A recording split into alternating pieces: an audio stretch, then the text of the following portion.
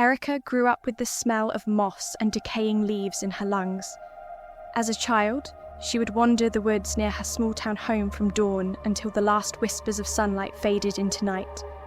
She loved the way the forest seemed alive, the way the mist hung like a thin veil over gnarled roots and tangled vines, transforming the familiar paths into secret corridors. For Erica, the woods were a world apart, an escape from the mundane classrooms and stale lessons of her school life. By the time she turned 18, Erica had decided that the forest was her true teacher. She dropped out of school and shrugged off her parents' protests, insisting, "The woods teach me everything I need to know." Her parents, though skeptical, eventually relented. Erica wasn't just a dreamer, she was clever, resourceful. By then, her YouTube channel had gained serious traction.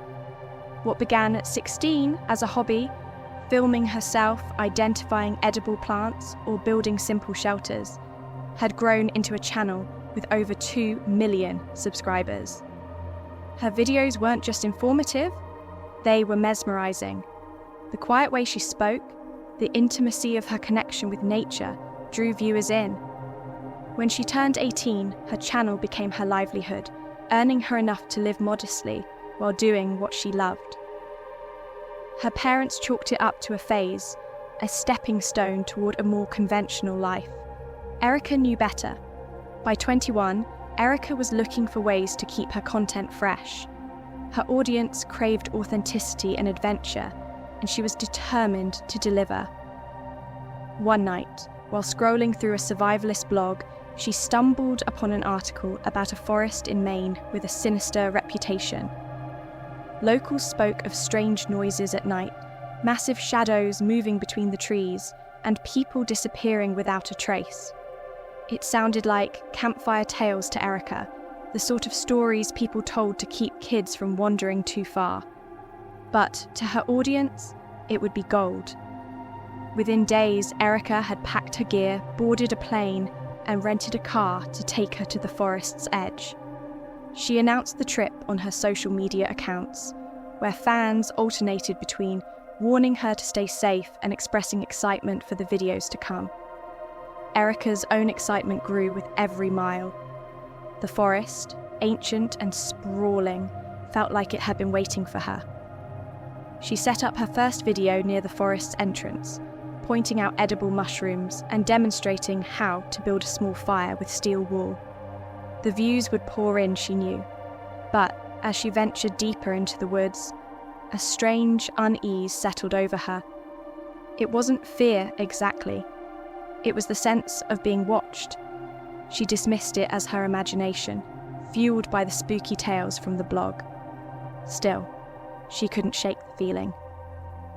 On her second evening in the forest, Erica found a clearing near a narrow river and began setting up camp. She chose the spot carefully, checking for widowmakers, dead trees that could topple in the night. Satisfied, she set up her tripod and began filming. As she demonstrated how to light a fire, a sudden crack split the air. It wasn't the sound of a falling branch or even a collapsing tree. It was sharper, more deliberate, like the violent snap of a massive piece of wood being wrenched apart. Erica froze, her heart hammering in her chest. She managed a nervous laugh for the camera, joking about forest spirits. But as she cooked her meal and crawled into her tent, the sound lingered in her mind. That night, she dreamed of snapping wood and the oppressive sensation of being watched. She woke more than once, heart racing, convinced she had heard something outside her tent. When morning finally came, she filmed a brief update, her voice steady, but her eyes betraying her unease. "Strange noises last night," she said. "Probably nothing, but I'll keep you updated." The third morning began like the others. Erica emerged from her tent, stretching in the cool morning air. But as she turned to face her campsite, the breath left her lungs. Where there had been empty space the night before, a massive tree now stood. Its trunk was impossibly wide, its bark dark and gnarled, as though it had been standing there for centuries. It rose so high into the sky that the top disappeared into the morning mist. Erica stared, her mind racing to rationalize what she was seeing. She knew the tree hadn't been there when she set up camp. She would have noticed. It was too large, too obvious. And yet, there it was, its roots coiled like serpents across the forest floor. She approached it cautiously, her camera in hand, documenting every step. The bark felt cold and damp beneath her fingers, and as she circled the tree, she saw markings etched into its surface. They weren't natural, they looked like symbols, ancient and intricate. A shiver ran down her spine, the snapping sound. The thought hit her like a bolt of lightning. What if the sound she'd heard wasn't a branch or a falling tree? What if it was this tree, moving? Erica tried to focus on her routine, but the tree's presence gnawed at her. As she filmed segments on edible plants and water purification, she found her eyes drifting back to it. The sense of being watched had intensified, and every so often, she thought she saw movement in her peripheral vision. She chalked it up to nerves and exhaustion. That night, as she sat by her fire, the forest seemed to close in around her. The usual nighttime sounds, the chirping of crickets, the rustle of leaves, were absent.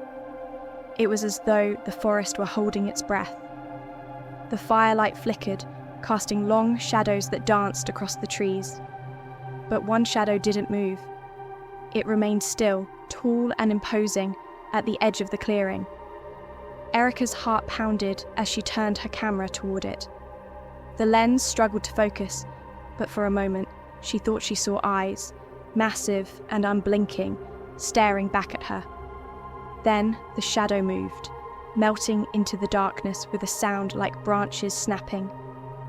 Erica didn't sleep.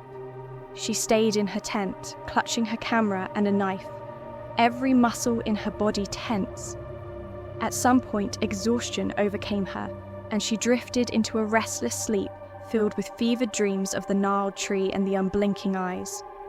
She woke to the sound of snapping wood. Not a single crack, but a series of them, like a giant creature moving through the forest. The ground beneath her tent trembled. Erica grabbed her camera and scrambled outside. The massive tree was gone, leaving only a jagged hole where its roots had been. The snapping grew louder, closer. Erica turned, her camera capturing glimpses of something impossibly large moving between the trees. She didn't wait to see more. She ran, the forest a blur around her, the sound of snapping wood echoing in her ears. She didn't stop until she reached the edge of the forest, collapsing onto the ground. When she finally looked back, the forest was still, quiet, as though nothing had happened. The footage Erica uploaded a week later went viral. It showed the massive tree, the symbols etched into its bark, and the shadow at the edge of her camp. But the final segment, the blurry, frantic images of something moving in the woods, sparked endless debate. Some called it a hoax, a clever ploy for views. Others believed it was proof of something ancient and unknown.